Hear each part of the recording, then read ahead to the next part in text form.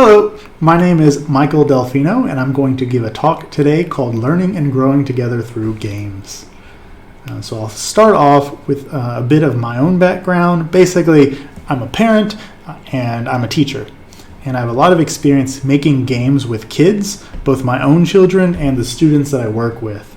So just jumping right into it, my background, I was born in Kentucky in the United States. And I studied computer science in college and became a firmware engineer at a printer company for a few years. After a couple of years of that, I decided to go back to school and become a teacher. And I taught in Kentucky for a while, but eventually I wanted to explore a bit more. In terms of my heritage, my grandmother is Thai. My father was born in Thailand as well, but they left the country when he was a child. So I was born in the U.S., but I'd always wanted to go to Thailand and kind of learn a bit about my own heritage in a sense, right? So what I did was take a job as an international school teacher in Bangkok. And I did that for a couple of years and fell in love with teaching abroad. And now I'm currently working at the American Embassy School here in New Delhi, India. All right, in terms of what I've taught, a lot of math courses from algebra, geometry, all the way up to calculus, a lot of computer science, computer programming, and perhaps most relevant for this talk, I teach game programming as well, and that's definitely one of my favorites. I did want to shout out up above here, this photo is one of my favorite physical projects that students of mine produced, where we ripped out the guts of a stuffed animal, put electronics inside, and made it light up when you squeezed it in different parts. So even when it's not video games, just using play to learn and to teach is, a huge part of my teaching style, at least, and learning in general, I think. Okay, so we'll jump right into talking about me making games with my own kids. And when I say making games, of course, it's more than just programming, even though as a computer science scientist, sometimes that's what jumps out first to me. But yeah, there's a lot more to it, as you all know, things like design, art, story. So I'll start off with a little design that my daughter produced on a game she was working on this summer called Cat Run. Here you can see the control scheme that she designed, creating the keys here and showing which buttons you have to press to make the movement occur. And then this was the result of what she produced. You'll see the cat's kind of moonwalking there. We worked together in modeling and animating this, and I was showing her the basics of both Blender and Unity. And really, my kids, like when I'm making games with them, they want to do a lot of it on their own, and eventually they'll ask for help, and I give it because it's not about me like being a teacher at the moment. It's helping them out and just having fun.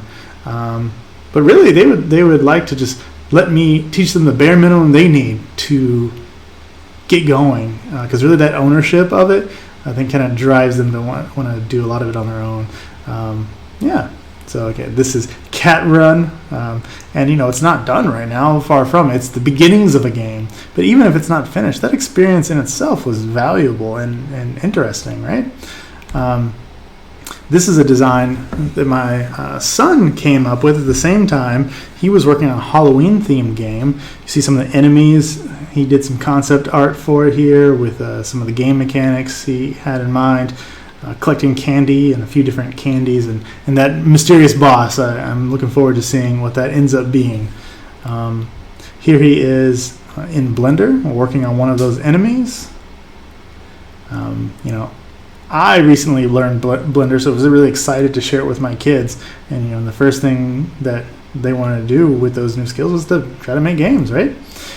Here he is working on the haunted house, which is the centerpiece for his game. And then here's the character. Now, we worked together on this too. This wasn't like me teaching them. It was us authentically learning together. I did the rigging for this character. We modeled it together. He made the basic shape and the wings.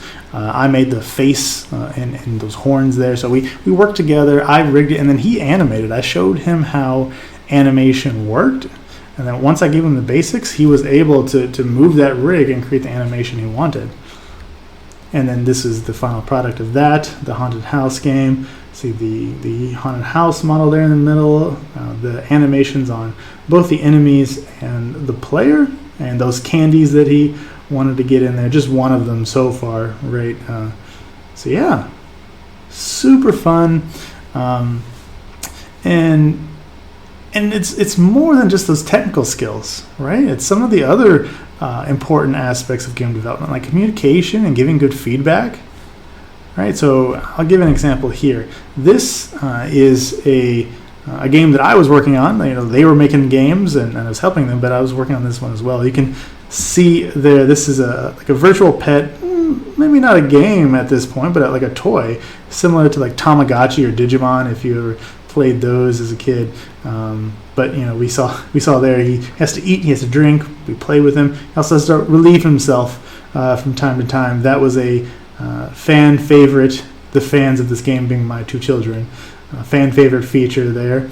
But what's important about this is the feedback I got from my daughter. She went and typed this email up. She wanted this to be official, so she typed an email and sent it to me. I used proper titles and everything. Dear Mr. Michael Delfino, she writes, your blob game could use some upgrades. Then she proceeds to give me a long list of things that I could change or improve about my game, right? And then just to put a bit of politeness at the end to help get her point across, she ends with, thank you for reading my idea that I have for your blobby game. I hope you can take any of them and add them to your amazing blobby game. Right, so she was letting me know, like, I'm not doing this to just critique and tear you down. I really like it. Here's how you can make it even better. And then, of course, she ended up with a little note of humor here. P.S. Blobby pooped in his water bowl. Help me. So, this is something I think is going to, we'll return to it and laugh over the years. It's just cool, these digital artifacts that we produce while we work together. And speaking of that, I also want to talk about doing game jams with kids. That's something I really enjoy. And here's an example from a few years ago, and a game we made called Shark Attack, where they did all the art and design work. You may have inferred the art piece, but I did the programming. I believe this one we made in Game Maker. Here's the title screen for Shark Attack. Here's our game world. You see the ocean background, the player sprite, which is a shark, right here. You have these health indicator hearts with these enemies that can drop bombs on you. But you have these colorful fish you can eat to regain some health. And then lastly, we have our ominous game over screen to let you know, you've failed in your mission. And I think about the classic, kids drawing a picture for you and you hang it up on the refrigerator. And this is kind of like that, but since it's digital, it's stored a bit longer. I mean, yeah, I have a box of some of the drawings my kids have made and saved them over the years, but some of them just get thrown in the trash after a while. With the digital ones, we can store that, and unless some data loss occurs without a backup, like we've got these to look back at over the years, and it doesn't take up physical space, right? So yeah, that's awesome. Next, I'll talk a little bit about teaching game development. These are some of the tools that I've used to teach my game programming class, but really I don't think the specific tools are that important. One thing I've seen is that students will figure out what tools you give them, and they'll follow your lessons, and we can do the basic active teaching and learning. But really, at the end of the day, kids just want to express themselves and have fun, and maybe some tools like Unity, where you can create 3D games, may have higher graphical fidelity and maybe more impressive to outsiders looking on, but that's not what's important. It's students authentically engaging in creating something that they enjoyed making, right? So one thing in education that's not new is using games to learn. We call it game-based learning or digital game-based learning when it's video games. So just briefly, here's some games that, like I made this to help practicing Thai vocabulary. It was actually used by some students, but also some of the fellow teachers at the Thai International School I was at. Also, I was a chess coach, so I used my programming skills to make a couple tools. Here on the left is knight moves. Knights can be kind of tricky They move in this L shape, they can jump over other pieces, and it's not always clear the path to get to a specific spot on the board. So I made this game on the left to let students practice the skill of finding the minimum path or shortest path from one square to another by just making moves with your knight. And that was pretty successful in teaching that particular skill. On the right, this was a way I got to explore a little bit about Thai culture as well. This is actually not chess, but makruk, which is Thai chess, one of the oldest known variants of chess out there that I didn't even know about until I moved to the country and learned from someone. And after I learned the rules, I wanted to use my skills again to capture this and share it with others. Games are a great way of communicating, as I've kind of said a few times now. What's not super popular or common in education nowadays is not just playing games to learn, but learning through making your own games. So that's what I've tried to do a lot of in my teaching. For example, here on the left is a Pong game that I made a walkthrough for my students on how to do this. And then on the right is what they produced, right? They used the creativity and humor to make what they called toast mitten. In Thailand, badminton's a bit more popular than tennis or ping pong, table tennis. So they made a badminton game, but instead of using rackets or paddles, they used toast, thus the name toast mitten. So very fun there. And then what I want to end on is just a series of videos. These are the final projects from some of my students from last semester. We had to switch to learning online, right? So luckily the school was able to provide the laptops with the software that they needed to keep working on their games. And this is what they came up with working from home. So, really I just want to show off some of the stuff that they did. They constantly impress me. So here we go. I'll show the first one. These were all made in Unity, by the way. Here we see exploring a maze and picking up some coins, right? You collect a certain number of coins and you get to the win screen. That was all, the maze is all handcrafted there. Next up, we've got this parking game. So you're a tank, you have to get to the parking spot, avoid the obstacles, or you fail. As you saw there, you gotta restart. All right. This is Zombie Run. So it's like a race game, but it's one of those times where you're set up to lose. The other car is actually faster than you, and then once you lose, zombies start to chase you, and your only defense is placing these boulders in the road as obstacles, which you can see showing up there. All right. This game's called Evade the Capsules. A student was experimenting with first-person view, shooting projectiles, and having oncoming enemies.